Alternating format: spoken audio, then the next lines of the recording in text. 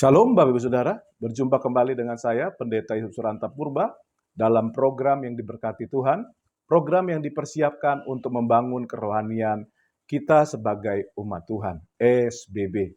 Sepakat bertumbuh bersama. Puji Tuhan, hari ini kita masuk ke dalam episode ke-109. Kita akan membahas Mazmur pasal 98 ayat 1 sampai dengan ayat 9. Saya akan bacakan bagi kita.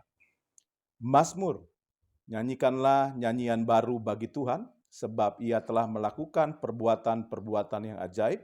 Keselamatan telah dikerjakan kepadanya oleh tangan kanannya, oleh lengannya yang kudus.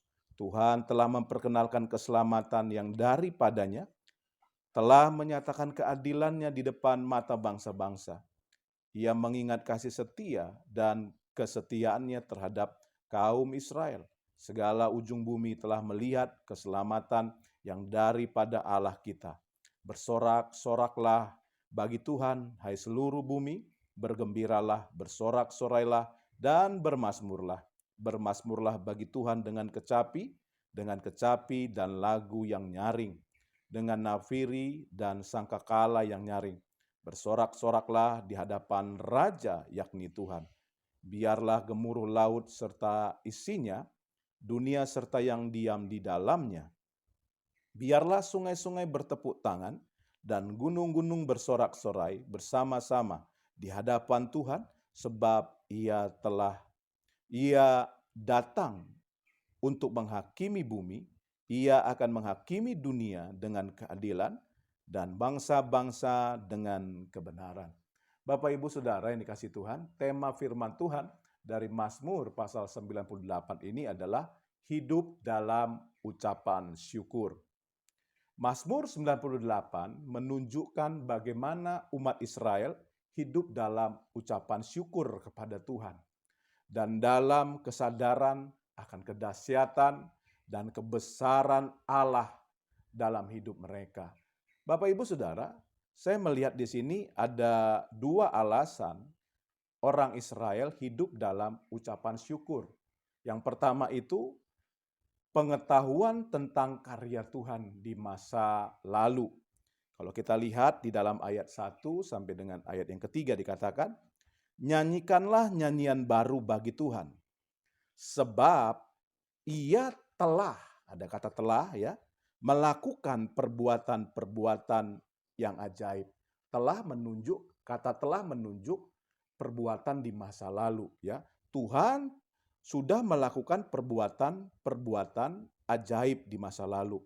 Kalimat berikutnya, keselamatan telah, nah ada kata telah lagi ya, dikerjakan kepadanya oleh tangan kanannya, oleh lengannya yang kudus. Nah ini juga menunjuk perbuatan Tuhan menyelamatkan orang Israel di masa yang lalu. Ayat yang kedua, Tuhan telah, ada kata telah lagi ya, memperkenalkan keselamatan yang daripadanya. Telah, nah kata telah lagi, menyatakan keadilannya di depan mata bangsa-bangsa. Ya. Ini alasan yang pertama saudaraku ya. Kalau ayat yang ketiga berkata, Ia mengingat kasih setia dan kesetiaannya terhadap kaum Israel. Segala ujung bumi telah melihat keselamatan yang daripada Allah kita. Nah, saudara yang dikasihi Tuhan, sikap hidup dalam ucapan syukur itu lahir dari pengetahuan tentang karya Tuhan di masa lalu. Karenanya penting sekali kita mempelajari Alkitab karena Alkitab menceritakan banyak hal tentang apa yang telah Tuhan lakukan di masa lalu. Itu membuat kita bisa menaikkan ucapan syukur kepada Tuhan.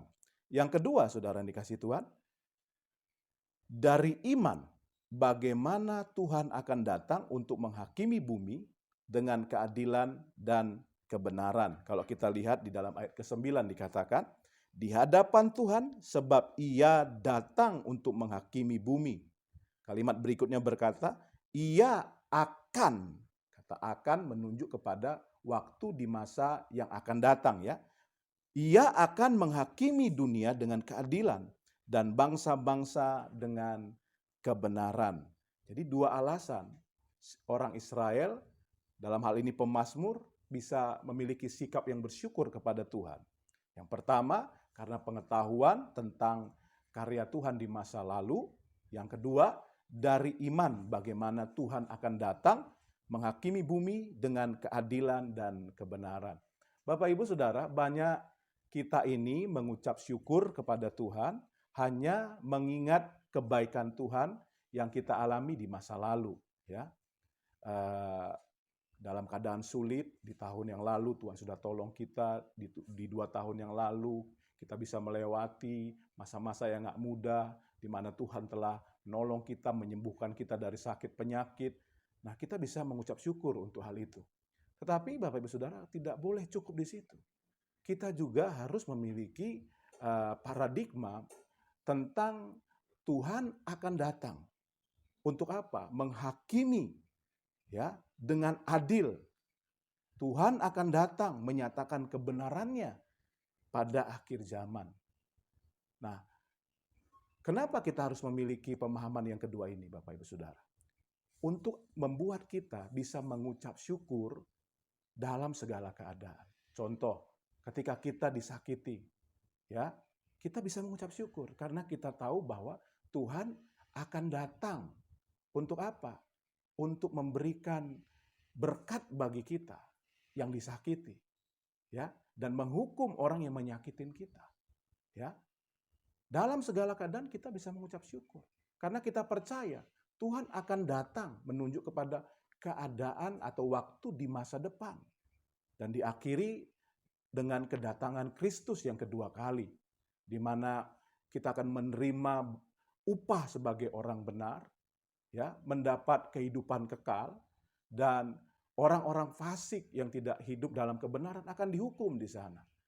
Ketika kita memiliki dua pemahaman ini, saya percaya Bapak Ibu Saudara, kita akan mengucap syukur dengan tidak henti-hentinya kepada Tuhan. Kita senantiasa mengucap syukur kepada Tuhan.